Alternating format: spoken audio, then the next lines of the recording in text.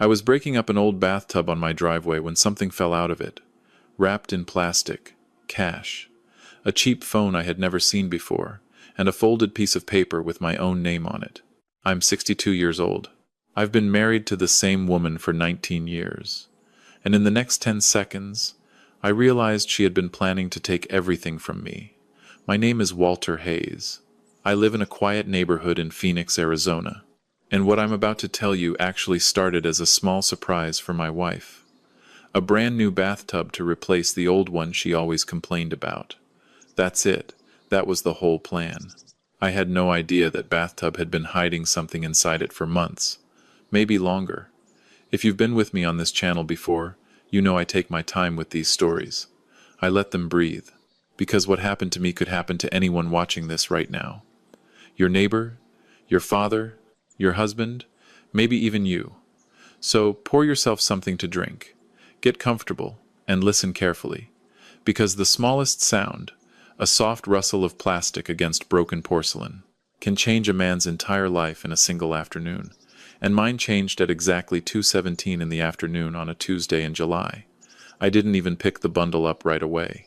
I just stood there in my own driveway, staring at that cracked tub like it had whispered something at me from the inside.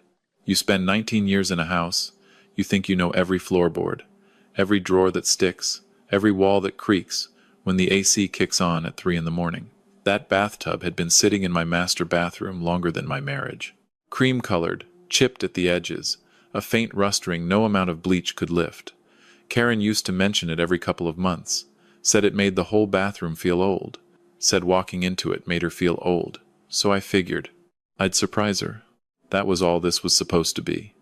A surprise. Karen had flown out to San Diego 3 days earlier for a corporate training session. She works in claims processing for a regional insurance firm. Numbers all day. Spreadsheets. Subrogation files. The kind of work where every comma matters. She'd been wound tight for months. Coming home late. Phone always face down on the counter. I figured when she walked back through that door, it'd be nice if just one thing in her world felt easier. I'm not the kind of man who buys roses on a Tuesday. Never have been. But I fix things. I always have. Broken faucet, busted disposal, leaking water heater. That's how I show love.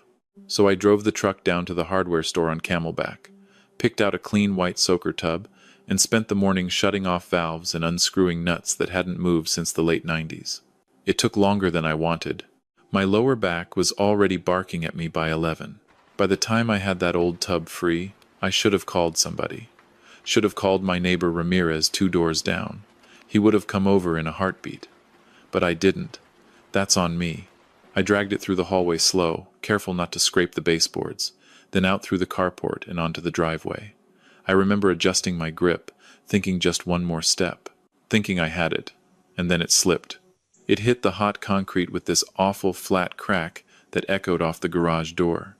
The whole side of it split open like a peanut shell, not a clean break, jagged, ugly, the kind of break that makes your stomach turn just from the sound. And right after that crack came the rustle. Soft, plastic on porcelain. Something slid out from a hollow space inside the lip of the tub. Now let me pause here for a second, because I want you to picture this. A man in his 60s, the Arizona sun beating down at 104 degrees, sweat in his eyes, standing alone in his driveway, holding a sledgehammer, watching something that should not exist slide out of a bathtub he installed himself 2 decades ago. If I were Walter in that moment, I think I would have just laughed, out of pure shock, because the brain doesn't know what to do with something like that. It refuses. At first I thought it was insulation, maybe a wad of construction trash from when the house was built back in the 80s. But the more I looked, the wronger it felt. It was wrapped too tight, tucked too deep, placed. I set the hammer down on the concrete and crouched, my knees popping like always. There was a smell coming off it, faint, like old paper, like the inside of a safety deposit box. If you've ever opened a wallet that's been sitting in a drawer for 10 years, you know exactly what I mean. I picked up the bundle. It was heavier than it looked. The plastic crinkled in my fingers as I peeled the layers back. Inside was a smaller pouch. Black, zippered, The kind of cheap nylon pouch you'd grab off a drugstore end cap. And that's when my chest got tight. Because this wasn't junk, this wasn't forgotten, this was hidden. I unzipped it slowly, and the first thing I saw was money. Stacks of cash, not bank banded, just rubber banded. Hundreds, mostly.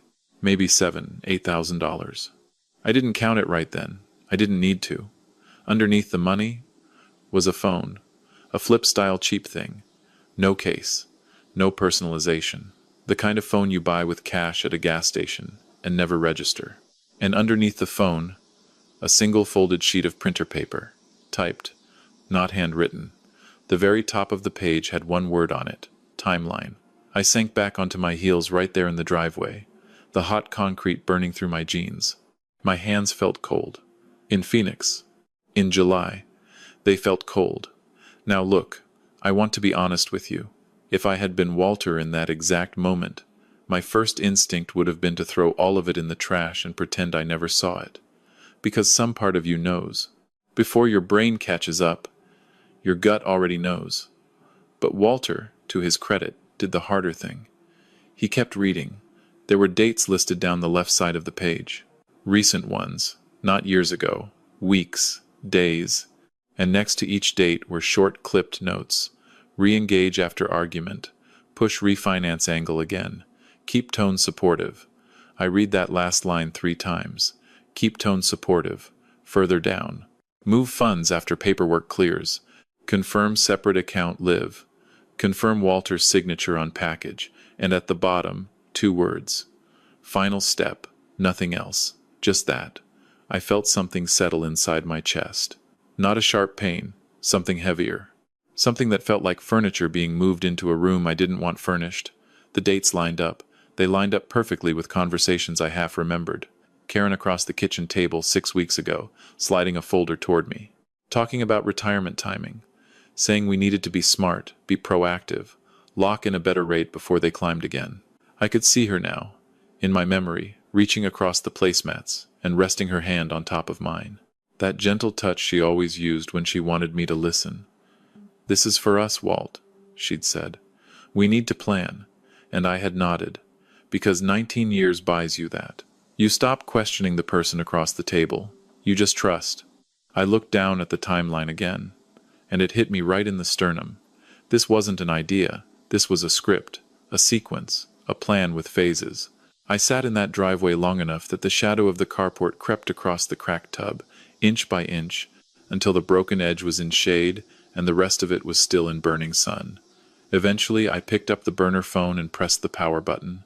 It came on. No pin, no fingerprint, nothing. And that might have been the worst part. Because that meant whoever hid this never expected anyone else to find it. Never. I didn't open anything yet. I wasn't ready. I just sat there on the busted edge of that tub, elbows on my knees, staring at the seam where the porcelain had split. Thinking about all the nights Karen had brushed her teeth in that bathroom. All the mornings we had stood at the same mirror without saying much, just being 2 people who knew each other. And the whole time, this had been 6 inches away. I want you to sit with that for a second. 6 inches. Not in some bank deposit box across town. Not in some storage unit behind a gas station. In our bathroom, inside the tub she stood in every single morning. If you're listening to this right now and you're thinking, there's no way I'd miss something like that, I gotta be honest with you. Most of us would. Because we don't go looking for betrayal in our own bathrooms. We just don't. I folded the paper back up, tucked everything back in the pouch, set it beside me, and I stared at the concrete for what felt like an hour. The thought that kept coming back wasn't why. Not yet. The thought was simpler. This wasn't something old. This was something still moving. I didn't open the phone again until the sun started dropping behind the Estrella Mountains. I carried everything inside first. You don't sit out in a Phoenix driveway after dark with a stack of cash on your lap. Folks here are friendly, but they notice. Mrs. Donovan across the street has nothing to do all day but water her cactus garden and watch the block. I set the pouch on the kitchen island and just stood over it, almost like I was waiting for it to apologize. It didn't. So I made coffee. Black, the way I've drunk it for 40 years. My hands didn't shake making it. That surprised me. I think the routine is what kept me steady. You boil water. You measure grounds. You pour. You don't fall apart. Then I sat at the breakfast bar, pulled the burner phone closer, and turned it on again. Plain home screen, generic icons, messages, calls. That was about it. Almost worse that way. Almost easier if there had been some weird app or password protection. This was just clean. I tapped messages. There was one thread that mattered, saved under 2 letters. MR.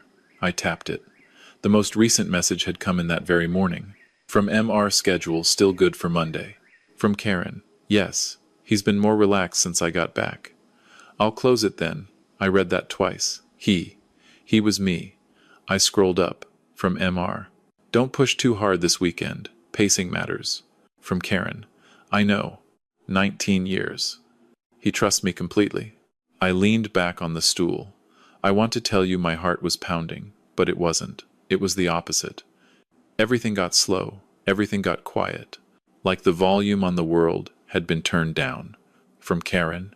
If he hesitates Monday, I'll bring up the retirement projection again.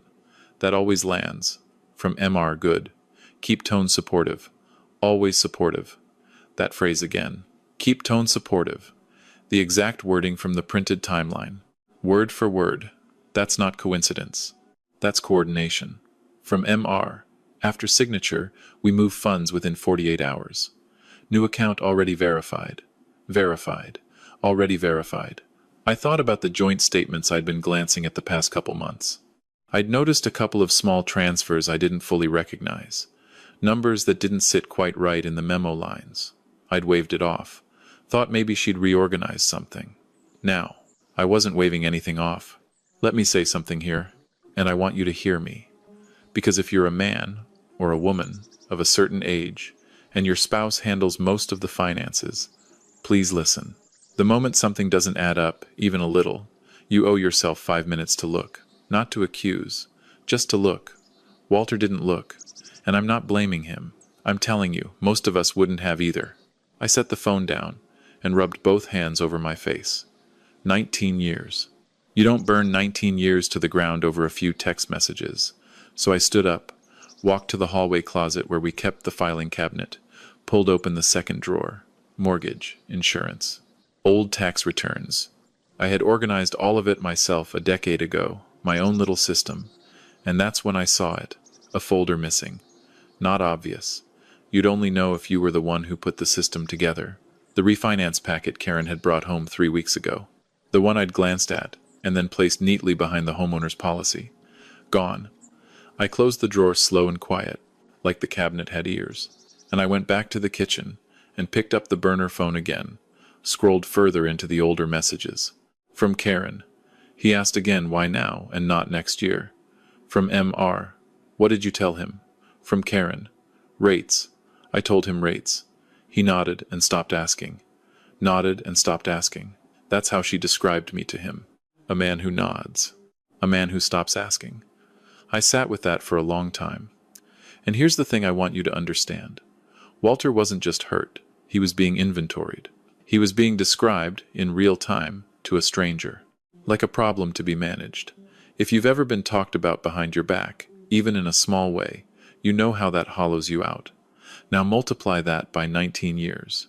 Multiply that by the woman who slept beside you. I set the phone down and stared out the kitchen window above the sink.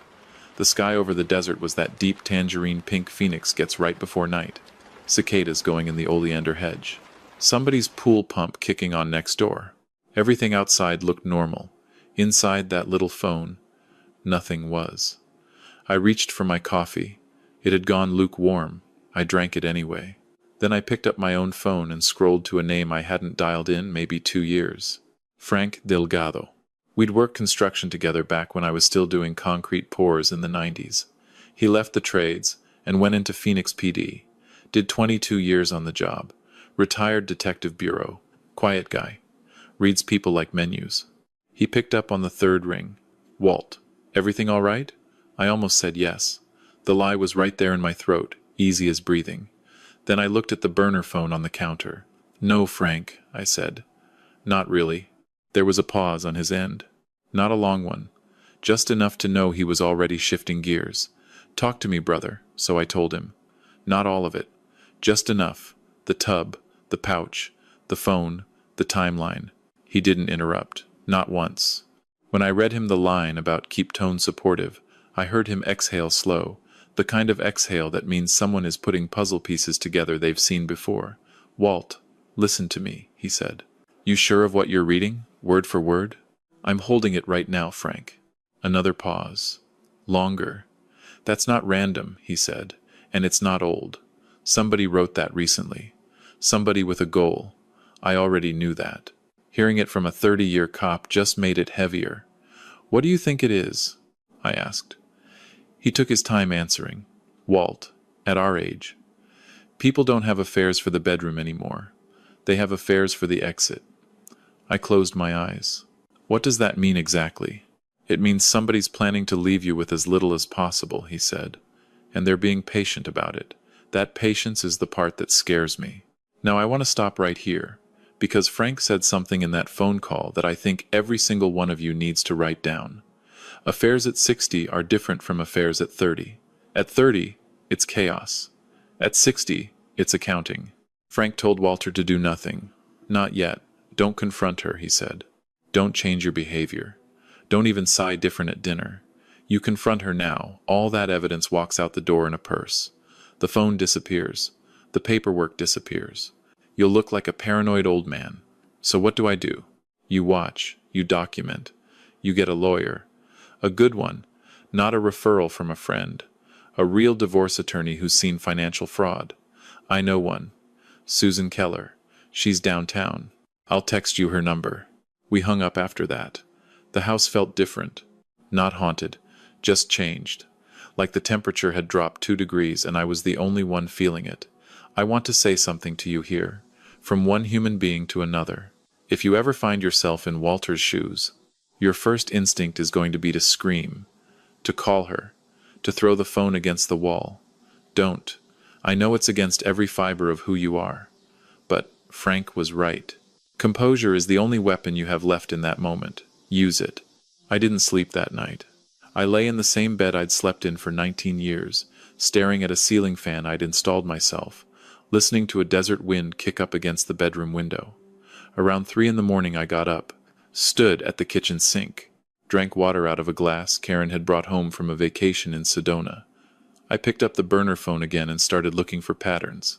Not just words this time. Timing. There were short calls between them. 2 minutes, 3 minutes. Spread out over weeks. None at midnight. None at suspicious hours. Lunchtime. Late afternoon. Right after work. Normal windows. And that told me everything. Because normal windows mean they weren't sneaking around emotionally. They were operating. I went to my laptop and typed in the contact name. MR didn't help. But the messages mentioned the firm twice. And Dallas. So I searched. Financial consultant. Dallas. Fiduciary. After about 20 minutes of clicking, I found him. Michael Reeves. Independent advisor. Mid-50s. Salt and pepper hair. The kind of stock photo smile that sells annuities to retirees. There was an old article from a Dallas paper. Something about a former client filing a complaint over unauthorized portfolio reallocation. No charges. No conviction. Just questions that never quite got answered. Of course, it fit too neatly. I closed the laptop, sat there in the dark, and I thought about what kind of man hides money inside a bathtub, and what kind of woman lives above it for years. I called Frank back at sunrise, told him the name. He went quiet. The kind of quiet that means he was writing something down. "Reeves," he said. "I've heard that name through old contacts. He's not a criminal. He's something worse. He's a system guy. He knows exactly where the line is and he never quite crosses it. He's involved with my wife. A long beat. Walt, this isn't a fling. You understand that, right? I'm starting to. This is asset transfer disguised as a marriage exit. You refinance. You pull equity out of the house.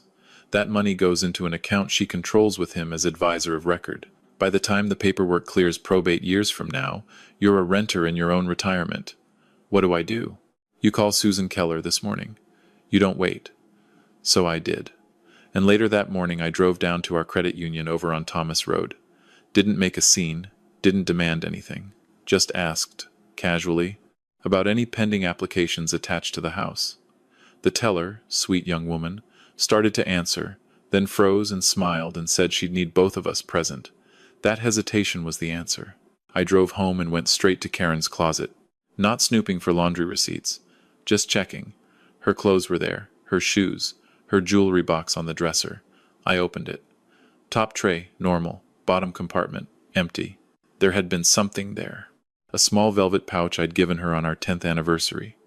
Gone.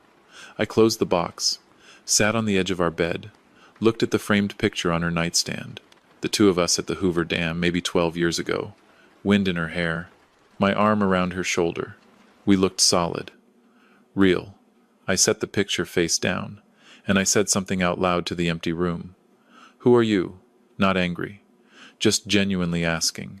Because the woman in those messages wasn't the woman in that picture. Or maybe she was. And I'd just spent 19 years not paying attention. Now here's where I want to slow down for you, because this is the part of the story that hits me hardest. The realization that the betrayal didn't start last month. It started a long time before the timeline was written. Look at the very top of that printed page, above the dates. There was one tiny line in smaller font that I almost missed. Re-engage prior contact. Re-engage. That word knocked the wind out of me. Because re-engage means you knew them before. Re-engage means there's history. Re-engage means whatever this was had been paused, not invented. I called Frank. Frank. They knew each other before. The plan says re-engage. A long breath on his end. Then this isn't betrayal, Walt. This is a return. She didn't fall into something. She went back to it. I'm not confronting her, I said. Good. Let her come back to Phoenix. Let her walk into Monday's meeting thinking she's holding all the cards. You let her play it out. Karen flew back into Sky Harbor that Thursday afternoon. I was standing at the kitchen island when I heard the rental car pull into the driveway. Same little double tap on the brakes she's done for 19 years. Some habits don't lie, even when the person does. I had everything put away. The pouch, the burner, the timeline. The folder of evidence I'd been quietly building with Susan Keller all week. I'd taken every single message off that phone, photographed it, backed it up, time-stamped it. Notarized copies sat in a safe deposit box across town in my sister's name. The new bathtub still sat in the garage. I hadn't installed it. Felt wrong to. Front door opened. Walt? In the kitchen, Hon. She rolled her suitcase in behind her. Hair up in that loose clip she always wears on travel days. Lightweight cardigan. Same Karen. That was the worst part of the whole week. How identical she looked to the woman I had loved. She set her bag down. Came over. Kissed my cheek the way she always did. Quick, familiar, automatic. How was the flight? I asked. Long, she said, smiling. San Diego is San Diego. Too many breakout sessions, not enough coffee. I nodded. Sounds about right. There was a pause. Then her eyes flicked toward the hallway. You haven't started on the bathroom? Got the old one out? I said. New one's in the garage. Figured I'd do it this weekend, just for a second. Her shoulders relaxed. Just a flicker. If I hadn't been watching for it, I would have missed it entirely. No rush, she said. No rush at all. We had dinner that night like nothing was different. Grilled chicken, some rice, salad. The fork would clink against her plate. She'd take a sip of water. Set the glass down too carefully. Her phone vibrated face down on the table. She didn't even glance at it. And I knew exactly which phone was buzzing. Because in my pocket, the burner I'd been carrying all week buzzed too. Same instant. Different pattern. I didn't react. I reached for the salt. After dinner, she asked if I'd thought any more about the refinance. I have, I said. I think we should sit down with somebody and look at the numbers. Her whole body softened. She tried to hide it. She couldn't quite. Actually, she said, I already reached out to a friend from the San Diego conference. He does this for a living. Specializes in retirement-age homeowners. Michael Reeves. He's flying in Monday. Monday works, I said. She studied my face, looking for the crack, the doubt, the hesitation. I gave her none. Just a conversation, right? She said. Yeah, I said. Just a conversation. She smiled, and for a moment, It almost looked real. After she went to bed, I sat in the dark living room and called Susan Keller's cell. "We're set for Monday," I told her. "You're sure you want to do it this way, Walter?" "I'm sure. Then I'll be there. And Walt, you don't say a single word more than we rehearsed. Not one." "Got it." Monday morning I woke up before the alarm. Karen was still asleep beside me. Breathing slow, turned away. For a long minute I just listened. 19 years of listening to the same person breathe in the same bed. Whatever else was true about her, that part had been real for a long time. Or maybe it hadn't. Maybe I was the one assigning meaning where there was just routine. We didn't talk much on the drive downtown. She checked her phone twice. The conference room at the credit union was small. Glass walls on one side. Long table, 4 chairs. Michael Reeves stood up the moment we walked in. Tall, pressed shirt, smile that didn't quite reach the eyes. The exact stock photo from the article. "Walter," he said. "Real pleasure." I shook his hand. "Likewise." He turned to my wife. "Karen, good to see you again." Again. There was that word. I didn't react. We sat down. He started right in. Smooth, practiced. Numbers floating across the table. Loan-to-value ratios. Equity extraction. Rate locks. Karen nodded along, adding little supportive comments at exactly the right beats. Just like the script. He slid a folder across to me. "Thick. Heavy. Just preliminary figures, Walt. No pressure today." I put my hand flat on top of the folder. Didn't open it. I leaned back, took a breath, reached into my jacket pocket, and I set the burner phone on the table between us. The room went very still, not loud, just still. Karen's eyes dropped to the phone, then up to me. "Walt, what is that?" Her voice was steady. I gave her credit for that.